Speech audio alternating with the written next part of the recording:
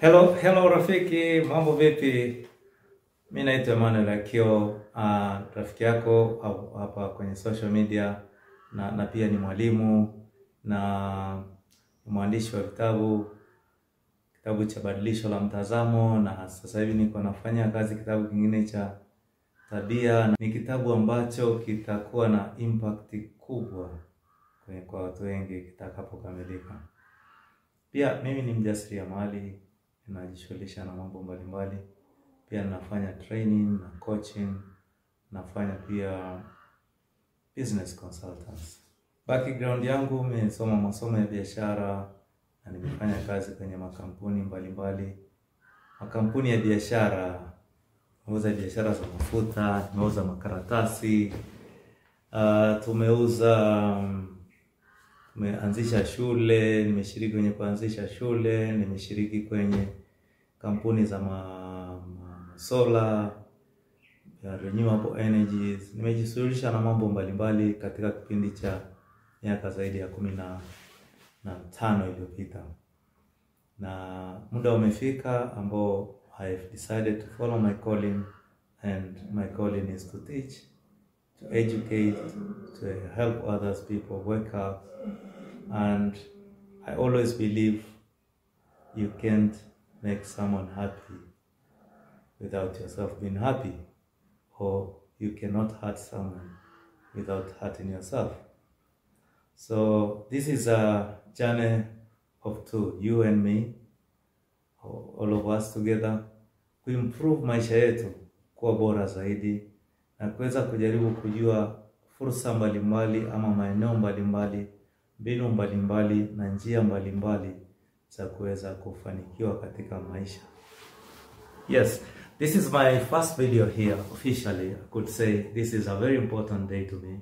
Kwa hiyo I'm excited, very excited to just be on camera and try to come up with some content ambayo inaweza ikawa a good kick-off topic. My topic was about 10 things, mambo 10 ambayo yanaweza kuwa kizuizi kwa mtu kufanikiwa. Na kwa ufupi sana, kwa juu nitapitia namna ambavyo mtu anaweza kupita katika hivyo vipindi na katika hizo changamoto ili aweze kupata nguvu ya kuvuka kwenye hivyo vitu. Mara nyingi maisha ni kama riadha. Tena riadha zile za kuruka viunzi. Kiunzi ambacho utashindwa kuruka ndicho kitakuwa kikwamo chako. Kwa kila mara tunafanya mazoezi ya kukimbia na kuruka viunzi. Mambo 10 ambayo yanaweza yakawa kizuizi ama kikwazo cha mtu kufikia malengo yake ama kufikia lifestyle, mfumo wa maisha anaoutaka. La kwanza kabisa niseme ni woga, hofu. Woga, hofu. Woga na hofu. Mara nyingi tunaweza tukaangalia hofu ama woga kwa namna mbili. Kuna woga ambao ni natural. Kwa mfano, unapokuwa umekwea juu ya mti, una hofu ya kudondoka ama una hofu ya kupata shida. Kwa hiyo unakuwa makini zaidi unapokuwa kwenye mti. Kwa ile hofu sio mbaya, ni hofu nzuri, kwa sababu lengo la ile hofu ni kukupa tahadhari. Pia kama wale wanaoendesha magari, wanaendesha pikipiki ama wanaendesha vyombo, hata abiria kwenye magari, kuna spidi ambazo gari likitembea ama likikimbia unakuwa na amani. Lakini kuna level za mwendo kasi ambazo ikifika amani inapotea, kwamba mwili wako unaanza kuacha hazard, kwamba hii speed hii ni kubwa sana, kikitokea cha kutokea naweza tukapata matatizo makubwa. So hiyo hofu ni hofu nzuri na ni hofu ambayo ni asili kwa lengo la kulinda ama kuokoa maisha yako. Sasa tunapokuja kwa bahati mbaya kwa sababu ya hiyo hofu ni sehemu ya maisha ya kutulinda. Kuna sehemu ambazo sasa ikizidi, kuna kiasi ambacho hofu ikizidi inakuwa tena ni tatizo, ni kikwazo katika maisha.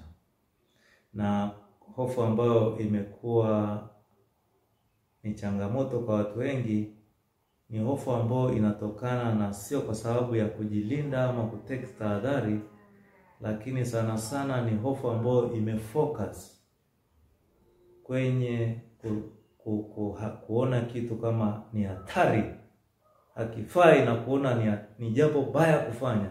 Kwa hiyo ile hofu inasababisha watu wanashindwa kufanya mambo yao. Kwa mfano, mwendo kasi ni kitu cha kawaida kwenye magari. Kwa hiyo unapokuwa na hofu ya mwendo kasi ama una hofu ya spidi, kwa hiyo unataka gari liende spidi 20, ile hofu sio hofu ambayo ni afya. Hofu imezidi kiasi kwamba unatamani usipande gari sasa kusafiri na gari ama usafiri na chombo cha moto sababu ya hofu ya ajali. Hiyo ni hofu ambayo sio afya, na ni hofu ambayo inabidi ujiulize hiyo hofu ina usalama gani. Kwa swala ambalo linawazuia watu wengi katika shughuli zao, aidha ujasiriamali ama katika familia ama katika jamii, ni hofu. Pia katika mahusiano kuna wasichana wengi wanaogopa kuanzisha mahusiano kwa sababu ya kuhofu kuambiwa hapana.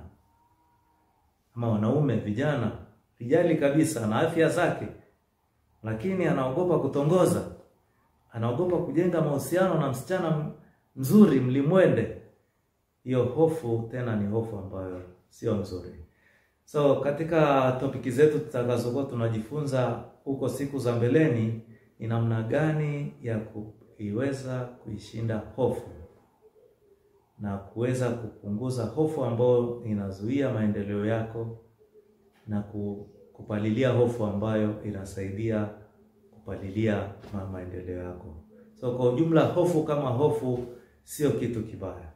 Kwa mfano, mtoto anapochukua kisu, ni ukweli ni hofu. Kuna hofu mtoto anaweza akajikata, lakini unapokuwa umemtrain mtoto kuhusu matumizi ya kisu, ile hofu inapungua, kwa sababu kisu anajua jinsi ya kukutumia na anajua madhara yake.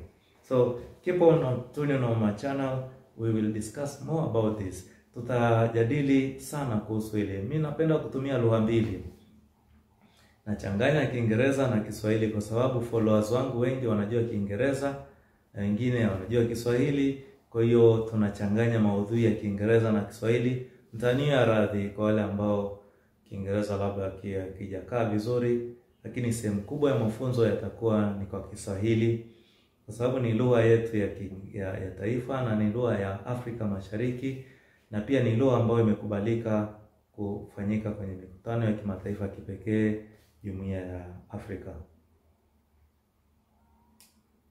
Swala la pili ambalo linakwamisha watu wengi katika maisha ama katika biashara, katika familia na katika jamii ni ignorance, ujinga, kutojua. Ignorance, ujinga. Ignorance ni kutokuwa na maarifa ya kutosha, ya kina, ya kuhusu jambo fulani. Kwa hiyo watu wengi wanakuwa wanapata changamoto kwa sababu hawana maarifa ya kutosha katika mambo wanayoyafanya. Wanajua surface level knowledge, elimu ya juu. Lakini ili mtu aweze kumaster ama kuwa competent, aweze kuwa na confidence katika jambo analolifanya, lazima awe knowledgeable. Na lazima ajilimbikizie maarifa katika eneo fulani. Kwa hiyo ignorance, ujinga, ni sehemu kubwa ya kikwazo cha maendeleo ya watu wengi. Ndio maana tunasisitiza sana, ama tunahamasisha, na mimi ninahamasisha mara kwa mara kuhusu swala la kujifunza mfululizo. Unapojifunza mfululizo unapunguza ujinga. Kadiri unapopunguza ujinga ndivyo unapoongeza uwezekano wa kufanikiwa katika jambo. Unapopunguza maarifa ya mawasiliano, maarifa ya mahusiano, unapunguza hatari ya mahusiano yako kuharibika ama kuwa mabovu. Unapunguza hatari ya ndoa yako kuvunjika ama kuharibika. Lakini unapokuwa mjinga, unakuwa una hatari kubwa ya kufeli kwa sababu ya ujinga.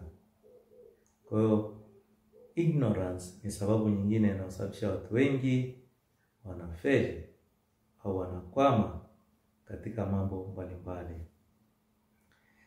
Usiache kunidondoshea swali ama kutoa comment yako hapo chini kwenye comments, and I would love to give you feedback, na nitapenda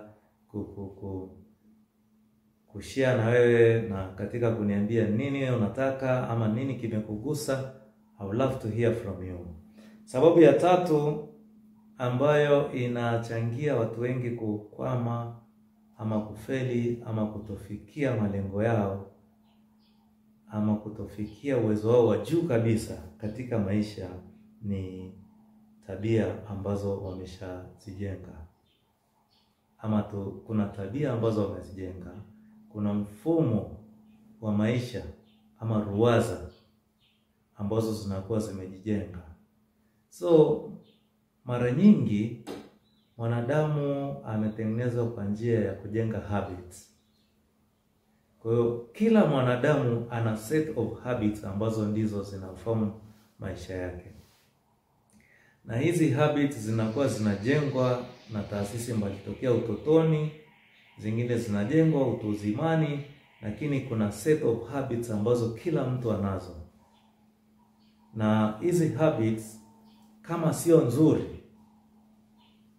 na kama hazichagizi yale malengo ya mtu ambaye ameyaweka kwenye maisha, zinakuwa ni kikwazo cha mafanikio yake. Kwa mfano, emotional reactions za hasira, ama kuna watu ambao wanakuwa na emotional reactions za hasira kali.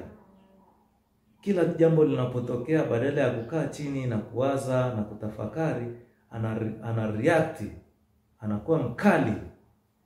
Na hiyo inazuia yule mtu kuwa mtu wa kujua jambo kwa kina ama kutafuta taarifa za kutosha kuhusu jambo, kwa sababu mara nyingi anaenda kwenye mode ya kufight ama kuflight, kukimbia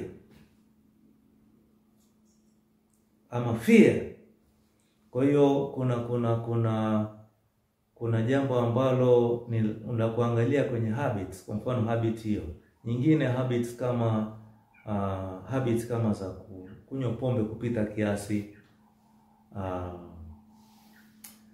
uvutaji wa sigara na vilevi mbalimbali, inapokuwa imezidi kiasi ambacho kinakuwa ni afya kwenye mtu, manake yale matumizi ya kuzidi yanahatarisha afya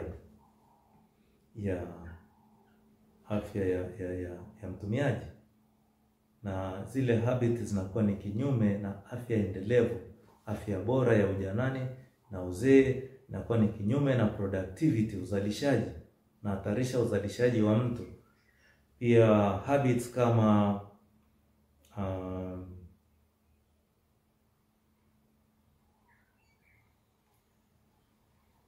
negative thinking. Oh man, this is amazing.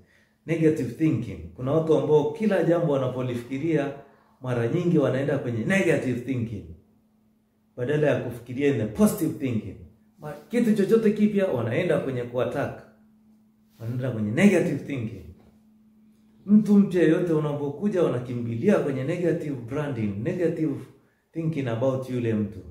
Jambo lolote kipya kinachotokea kwenye maisha, negative. This is a habit. Na mara nyingi kama unafanya utafiti kwenye maisha yako, utagundua watu wa aina hiyo ambao mara nyingi wanakuwa negative kwenye kila jambo, na wengine wanakuwa positive kwenye kila jambo, na kuna wengine ambao huwa wanakaa wako neutral na wanachukulia jambo kulifikiria, na baadaye ndio wanaangalia kama ni negative ama ni positive. So these are the kind of habits. Ni habits ambazo unakuta watu wanazo kwenye mahusiano. Unakuta mtu ana tabia ya kubadilisha mahusiano kila mara. Hawezi kuwa na marafiki wa aina moja mfululizo. Amejenga pattern ya kubadilisha boyfriend kila wakati ama kubadilisha girlfriend kila wakati. Imekuwa ni habit. Hii habit ni hatari kwa ajili ya kujenga mahusiano muda mrefu. Ni negative habit ambayo haiwezi kuchagiza mahusiano ya muda mrefu. Kwa hiyo hata akija kuoa ama akiolewa, anakuwa na mtu, lakini ndani ya ndoa anakuwa na mahusiano mengi hapa pale, kwa sababu ya ile pattern aliyojenga kwenye maisha yake inakuwa inamlimit. So that's a third limitation kwa watu wengi. So sehemu kubwa ya mapambano sasa ni ku identify habits ambazo ziko kwenye maisha yako, ku identify habits ambazo ziko kwenye family lineage yako, ku identify habits ambazo ni hatarishi, ili uweze, ukisha identify habit ndio unaweza ukaanza kuifanyia kazi, kubadilisha ama kuingiza vitu ambavyo vitasaidia kupunguza makali ile limiting habit kwenye maisha yako. Yes, nitafurahia ukilike my content, ukishare my content, nitafurahi ukicomment chini, nitafurahi ukinipa feedback, na nitafurahi ukiniambia watu umejifunza nini na unaweza kutumia nini katika kubadilisha na kukuza maisha yako. So hapo nimeongelea habits na ruwaza, patterns. Patterns ni mfumo wa maisha ambao unaofuata kila mara. Ratiba za maisha zinakuwa zinafanana. Kila asubuhi ukiamka, muda wa kukojoa ni ule ule, muda wa kuoga ni ule ule, muda wa kutoka nyumbani kwenda kazini ni ule ule, aina za watu unaokutana nao ni wale wale, na jioni ukirudi bado unaenda ni ile ile, ama process unazozifuata jioni ni zile zile, na hadi nyumbani ukirudi taratibu ni ule ule. Kwa hiyo unakuta ile ratiba inapokuwa imejikika, kama hujaiplan vizuri, inaweza ikawa ni either a positive factor in your life ama inaweza ikawa a negative, a limiting factor in your life. So that's another area of thinking about, ya kuangalia kwenye maisha yako, habits and established patterns in your life. If you like this, and I would love to hear your comment, and I would love to get your love, your share, and so many people will be excited to know about this thing. Namba 4 ni mazingira mabaya, bad environment. Kwa mantiki ya physical environment na social environment. Unapokaa kwenye bad environment ambao haichagizi mafanikio yako, haichagizi maendeleo yako, yale mazingira yanaweza yakawa sababu ya kuwa kikwazo kwenye mabadiliko, kwenye maendeleo, kwenye mafanikio yako. Unapokuwa na watu ambao hawakuchangii kwenye kukuza maisha yako, hawachangii kwenye kukuza mitazamo yako, hawachangii kwenye kuimarisha na kujenga tabia zako, hawachangii kwenye kukupa feedback ambao ni positive, ambao utaitumia kwenye kukua, unakuwa uko kwenye bad environment. Unapokuwa kwenye mazingira ambao uko very comfortable, mazingira ambao haya challenge your way of thinking, mazingira ambao haya challenge your way of doing things, unakuwa uko kwenye limiting environment. Mfano, kama wewe ni mwanafunzi unasoma, uko kwenye mazingira ambayo yana kelele, yale mazingira yanakudistract, yanakuondolea attention, kwa hiyo yanakuondolea concentration wakati wa kusoma. Kwa hiyo your ability to retain yale mambo unayosoma unakuwa ni mdogo, kwa sababu environment ina distract your ability to retain the content. So it's very important you mind your environment.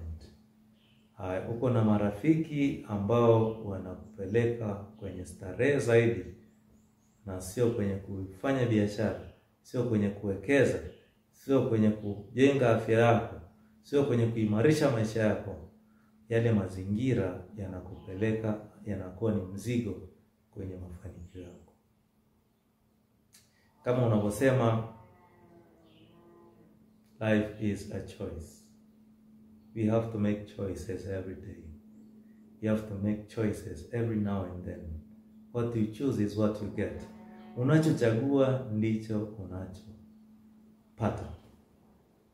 So ni vizuri ukaangalia mazingira yako, ukaangalia watu wanaokuzunguka na watu unaohusiana nao, na ukaangalia ni namna gani unaweza kutengeneza mazingira ambayo ni mazuri kwa ajili ya kufanikiwa kwenye maisha yako. Usiogope kumtoa mtu kwenye maisha yako, usiogope kuleta mtu mwingine kwenye maisha yako. Usiogope kuhama physical location kwa ajili ya kuprime yourself for success. Usiogope kupunguza muda na mtu ambaye ana negative energy, mtu ambaye ni disappointing to you, mtu ambaye anakukriticize all the time. Usiogope kuachana naye. Cut the ties. Development, growth is a choice. You have to make right choices which foster your changes and help you become better. So ni lazima uchague watu, uchague mazingira. Lazima ufanye maamuzi. Very important. It's a war. Ni vita. Maisha ni vita. Kama uta-entertain kila mtu, kila kitu, hautaweza kufanikiwa. Lazima ujifunze kuweka mipaka. Mipaka ya muda, mipaka ya mambo ambayo unaweza kuzungumza, mipaka ya mada, mipaka ya topics unaweza kucover, mipaka ya mahusiano, mipaka ya aina ya maeneo unaweza kwenda. Lazima uyafanyie kazi ili uweze kuwa mtu bora zaidi. Thank you. Love to get your comment on this environment thing and company thing for you to develop and get better. Number 5 is reluctance to change. Man, reluctance, uoga ama uvivu, uzito wa kubadilika. Mabadiliko ni lazima, mabadiliko ni lazima ili kuwa mtu bora, mabadiliko ni lazima kufanikiwa, mabadiliko duniani ni kila siku. Tunaona jinsi ambavyo dunia inabadilika kila siku. Wale watu ambao wataki kubadilika ni watu ambao wanaachwa nyuma na dunia. Dunia haiwezi kukusubiri. Dunia inabadilika kila siku. Kwa hiyo lazima ujenge mtazamo wa kukua, mtazamo ambao unakubaliana na mabadiliko yaliyopo duniani. Sasa hivi dunia ina mambo mengi yanayokuja kwa kasi, kwa mfano emotional na artificial intelligence. It's a new thing ambayo inakuja kwa kasi. Digital currency, digital currency, cryptocurrency ni mambo ambayo yanakuja kwa kasi. Robotics, robots ambazo zinakuja zinaondoa binadamu na kufanya kazi za binadamu. Mambo ambayo yanakuja kwa kasi. Lazima tukubali sasa kubadilisha mindset zetu kukopu na mabadiliko yaliyoko duniani.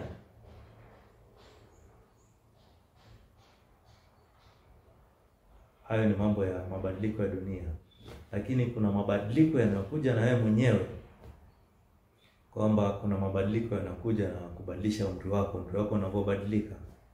Kuna mabadiliko yanakuja kutokana na majukumu yanavyoongezeka kwenye maisha yako.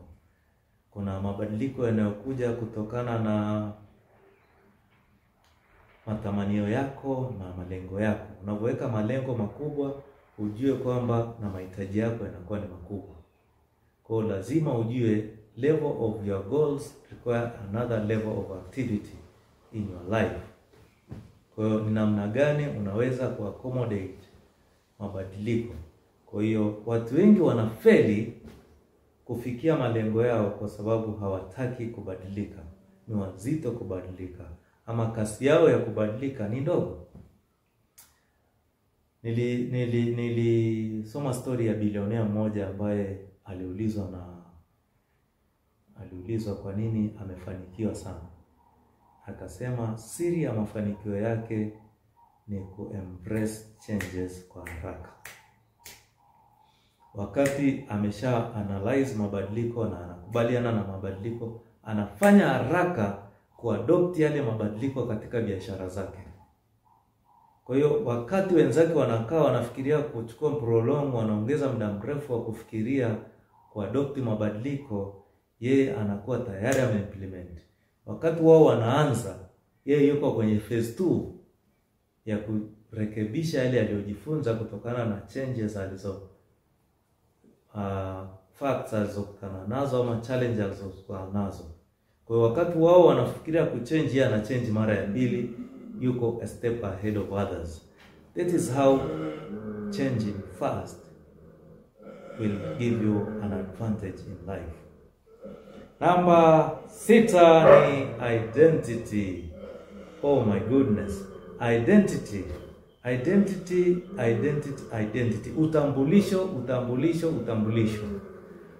Utambulisho wa mtu ndio unaomfanya behave anavyo behave. Kwa hiyo watu wengi wanakuwa hawajajenga identity. Kutokana na kwamba hawajajenga identity, wanakuwa lukewarms, wanakuwa vuguvugu. Leo wana utambulisho huu, kesho wana utambulisho ule, kesho kutwa wana utambulisho mwingine, na other time wana utambulisho mwingine. So utambulisho ni muhimu, kujenga utambulisho. Kama wewe ni mfanyabiashara, utambulisho ujenge kwamba mimi ni mfanyabiashara na maamuzi yangu mengi yatafanywa kwa context ya mfanyabiashara. Mimi ni mjasiriamali, maamuzi yangu mengi yatafanywa kwa context ya mjasiriamali. Mimi ni mfanyakazi na nina limited resources, ninauza muda, ninatakiwa kufanya maamuzi. Ili niweze kufanikiwa lazima nifanye hivi na hivi na hivi. So lazima ujenge identity yako. Na unapokuwa umejenga identity yako, sio kwa ajili ya external use, but is for own use. Unapokuwa umejenga identity yako, unakuwa una behave ndani ya ile identity. Mimi ni mtumishi Emmanuel Akio, na behave ndani ya identity hiyo ya utumishi, kwamba nimeokoka, nampenda Yesu Kristo na ninafuata imani fulani. Kwa hiyo utambulisho wangu huo unakuwa ni mwongozo wangu katika mambo mengine yote ya maisha. So watu wanapata changamoto na watu wanapata hasara kwa sababu ya kuflip, kubadilika. Unabadilisha identities every now and then. So hiyo kubadilisha identity every now and then inakuwa inakuvuruga wewe mwenyewe, unakuwa huna set of principles ambazo una live by, na mwisho wa siku unapoteza mwelekeo. So build your identity. Jenga utambulisho wako, dumu katika huo utambulisho. Wengine wanajenga utambulisho wa wise person. I'm a wise person. Identity yake you wise person. Wengine wanajenga utambulisho they are foolish. They can make sensible decisions. Hawezi make decisions ambazo zinaisha akili. They are foolish. So because their identity, they are fools, they do foolish things. Over drinking, over smoking, over adultery, over everything. Every worst thing is theirs. Not because of the poor identity they have built for themselves. So the way our body functions, I wish I told you before, I have studied, nimejifunza namna ubongo unavyofanya kazi, jinsi moyo unavyofanya kazi, na jinsi ambavyo maisha ya mwanadamu yanafanya kazi. Ndio maana ninakuja na content kama hizi ambazo zinaweza kumsaidia mtu kuorganize life lake liweze kumfikisha pale anapotaka kufika. So watu wengi hawana identity. Na ukiwa huna identity, hauna guidance, una set of principles, hauna peace of mind. So build your identity and work as hard as you can to live within your identity. Thank you. That is number 6. And number 7 is poor imagination. Poor imagination. Taswira hafifu ya future. Taswira hafifu ya future. Taswira hafifu ya maisha yako yajayo. Lazima ujenge taswira thabiti kwa ajili ya maisha yako yajayo. You have to have a picture in your mind.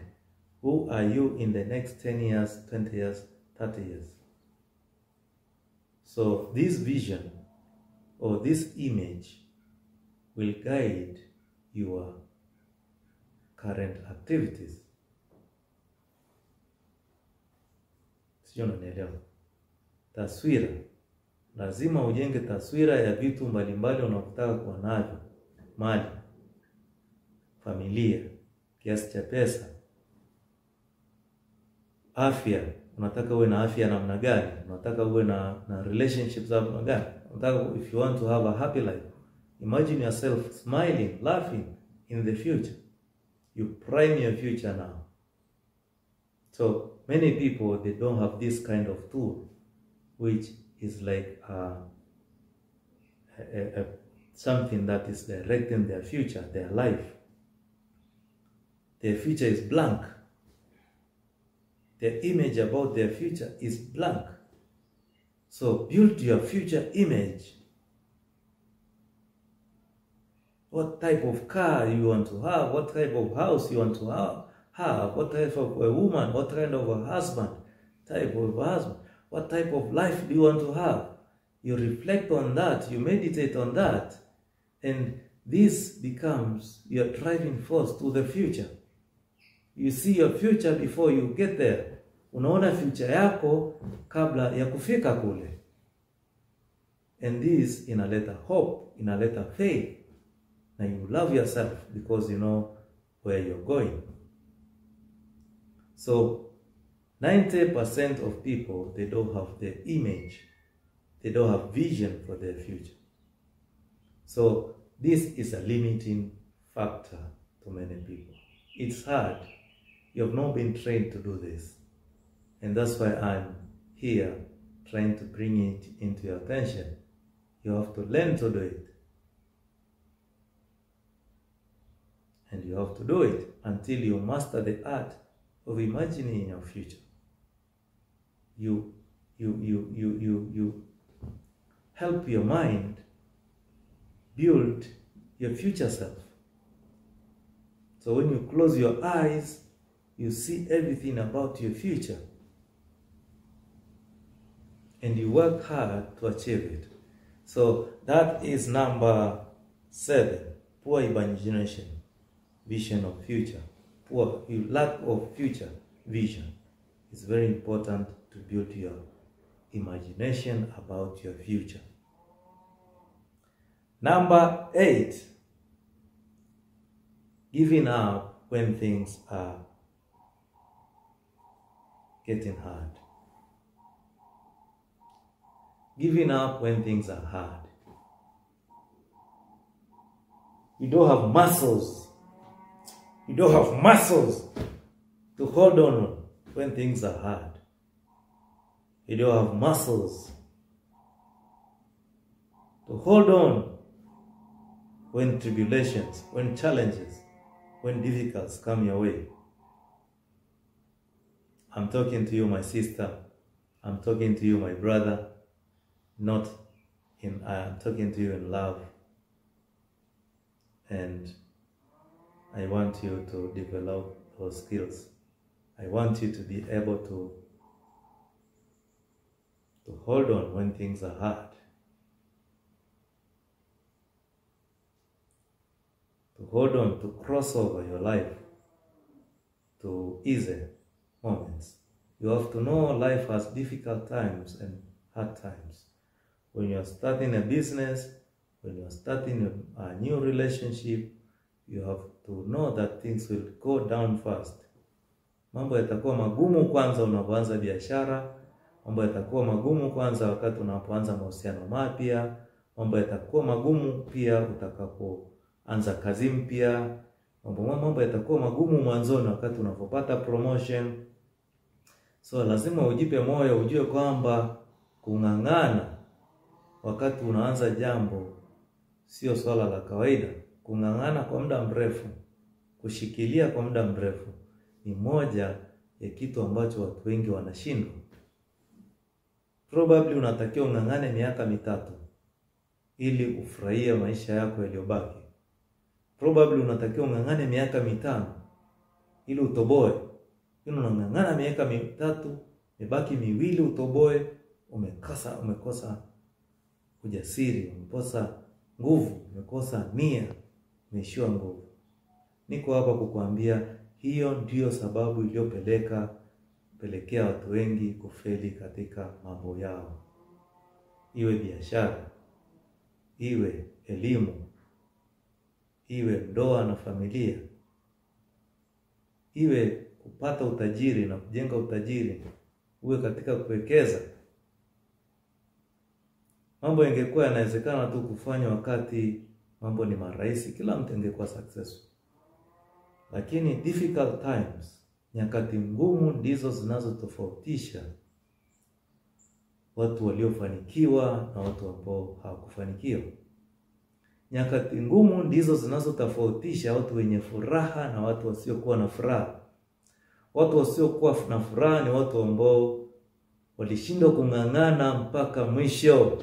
Neno la Mungu linasema atayeng'ang'ana mpaka mwisho ndiye atakayefanikiwa.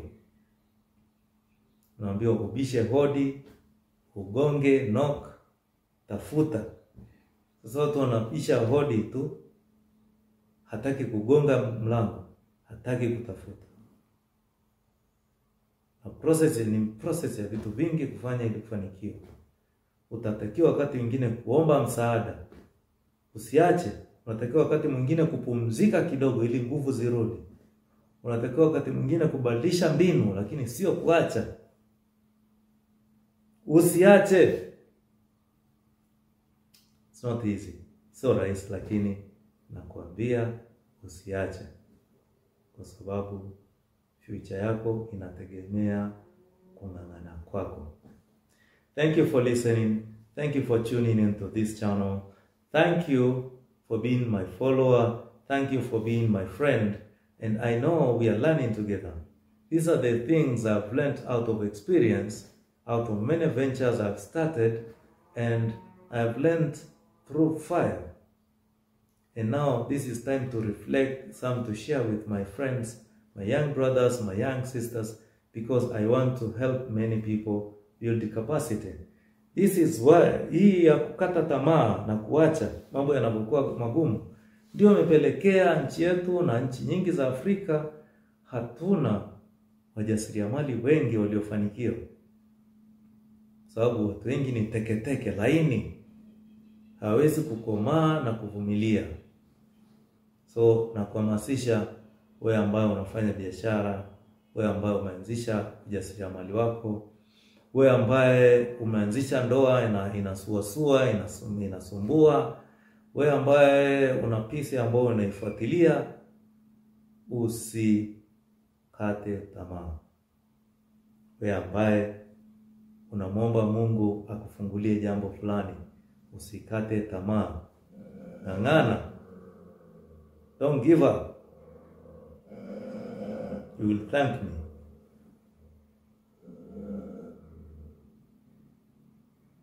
Thank you. So, don't give up. Don't give up. Persevere. Ng'ang'ana. Be resilient. Tafuta mbinu. Kama unaona unaumia sana, tafuta mbinu za kubadilisha, kupunguza maumivu. Lakini usiache. Tafuta watu wa kushirikiana nao.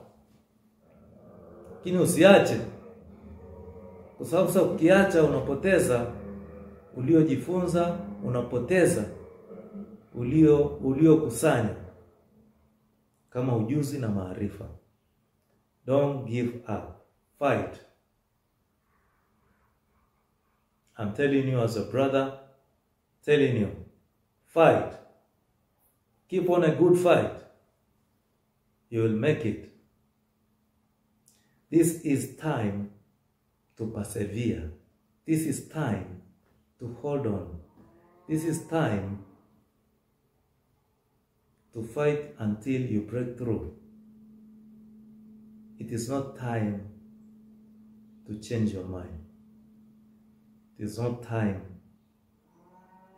to disappoint yourself. It is not time to give up. It is time to fight a good fight.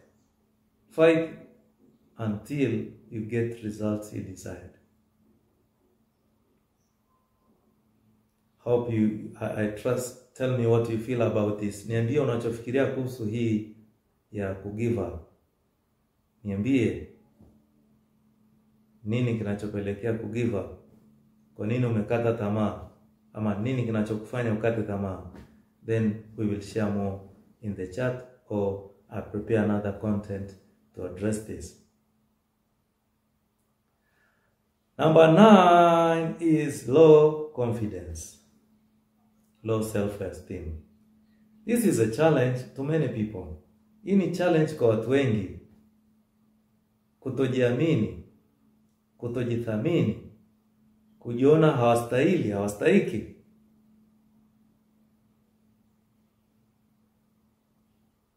Sio kwa salako. Our nature, our parenting mara nyingi imekuwa create African parenting has created people with low self-esteem. Narcissistic kind of parenting. Or I could say mfumo dume wa Afrika, jamii za Afrika ulikuwa unakandamiza wanawake na watoto.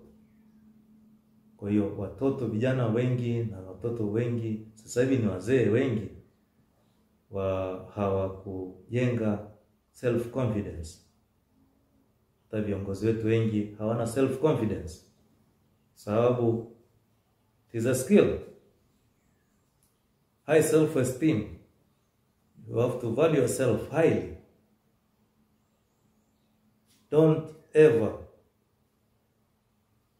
undervalue yourself, undermine yourself. That's evil. African culture ambayo imekuwa mixed, ilikuja na mambo ya colonialism, na colonialism ilikuwa ni kuharibu confidence ya Mwafrika. Kwa hiyo wale wababu zetu walikuwa trained na wakoloni kwa njia ya kuua confidence yao. So kwa sababu wao walikuwa trained vile, na watoto wao wakawa trained kwa namna hiyo kibabe, kwa namna ya kuua confidence za watoto, na watoto wao wametrain watoto wao hivyo kuua confidence za watoto. So we have generated a very weak generation. Elimu shuleni, walimu wamecreate mfumo wa elimu ambao unaua confidence za wanafunzi. Walimu hawataki kuulizwa maswali, hawataki kuwa challenged. Kwa hiyo umepelekea kuwa na jamii ambayo ina very low self esteem. Na unapokuwa na low self esteem, unakuwa very reactive. Unakuwa very reactive na unakuwa very critical. Unakuwa ni mtu wa kupata hasira, ama ni mtu wa kuto reason. Unakuwa ni mtu wa kupata jazba unapopata mtu anakuchallenge. Unapata vitu mtu anapofanya vingine vizuri kuliko wewe, inakusumbua kwa sababu you relate your confidence with or your value with being above everyone. Kwamba the one who is above everyone is the best. No. That's a poor thinking. Accept yourself. Build a valuable life. Accept your value as a human being. Accept other people's value as human beings. Accept their weaknesses as human beings. Accept your weaknesses as human beings. Correct yourself. Build high self-esteem. Build confidence. When you are building a business, you're going to be a front line. You're going to do marketing. You're going to give speeches to people, your potential customers.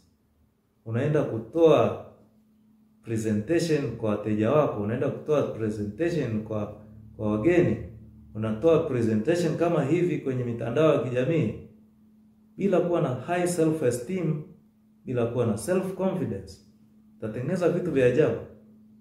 Utashindwa kuuza. Utakuwa unatetemeka, una hofu.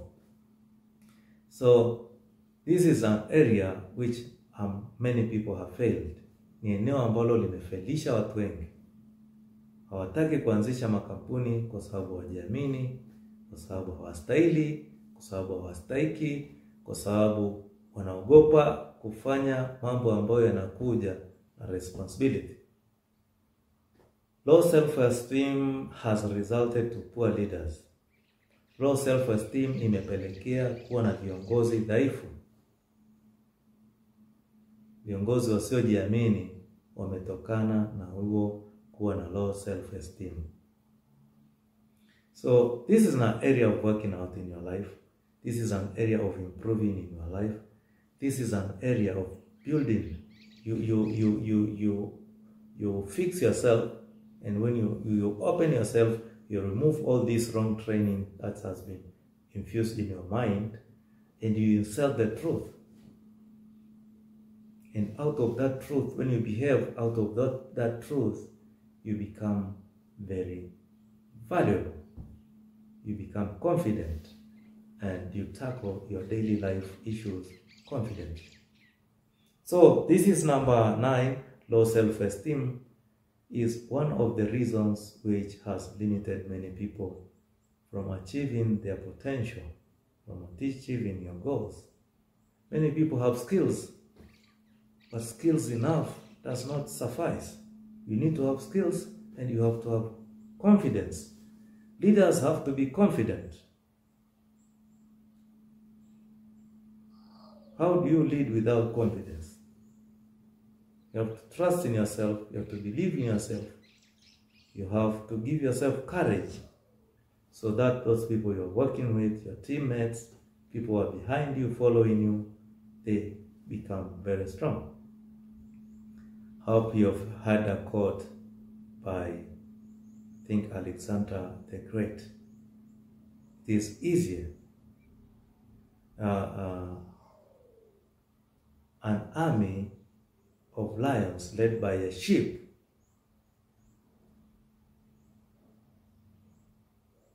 can be beaten by an army of sheep led by a lion. This is a metaphorical quote, that weak leaders with strong people behind, they will lose. Strong leaders with weak followers will win.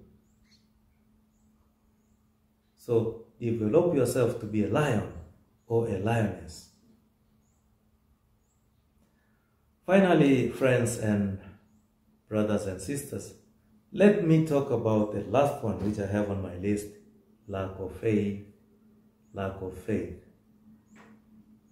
Lack of faith. Faith is something which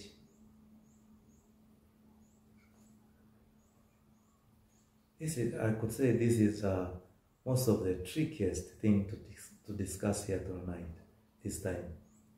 Faith is the trickiest thing to discuss here, but it's important. If you lack faith about something you're doing, you will not achieve great results in your life. You need faith. Faith is important for your success. Many people do not have faith. They live in doubt. in different areas of their life. So I'm urging you to build your faith. Faith is the belief that without any proof, without anything, that something is going to happen or a certain result is going to be achieved. Faith is a driver of your current actions. People who are doubting, they don't have strong actions because doubt is a negative energy. Doubt negates your efforts. But if you have faith, you act out of faith, out of belief that the future is going to be successful because of what you're doing right now.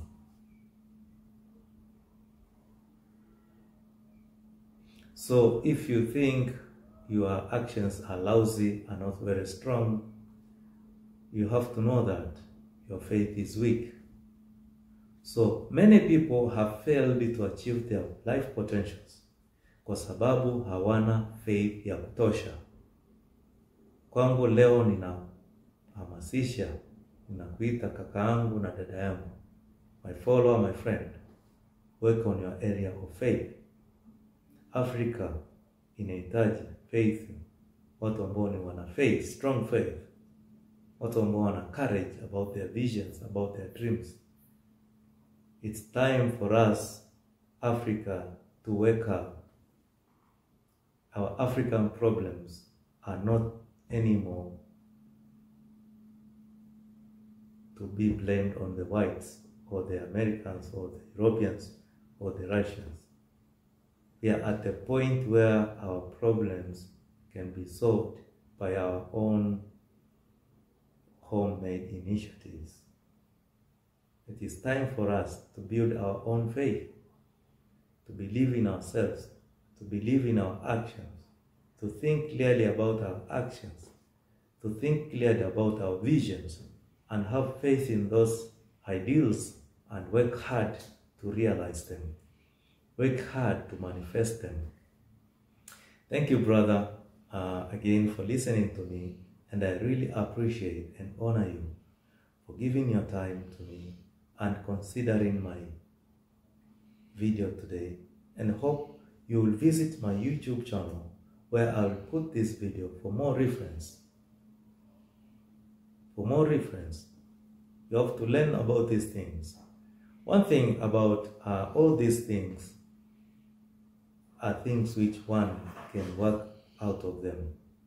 You can build your life in a way that you're growing out of all these limitations.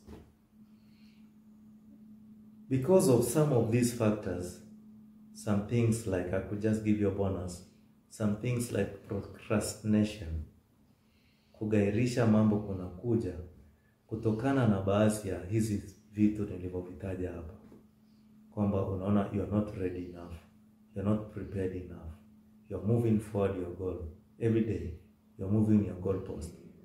Because of that, we don't realize your goals because of procrastination. But procrastination is a condition which is coming from the things which I've shared with you. So if you work on these things and some other important matters, you find you will not be procrastinating anymore. I look for your great future. I look for your amazing future. I look for your great transformation. I look for the betterment of your life, and I look for you shining in the next year, in this year. I see you hitting a lot of goals this year. I see you hitting a lot of milestones this year.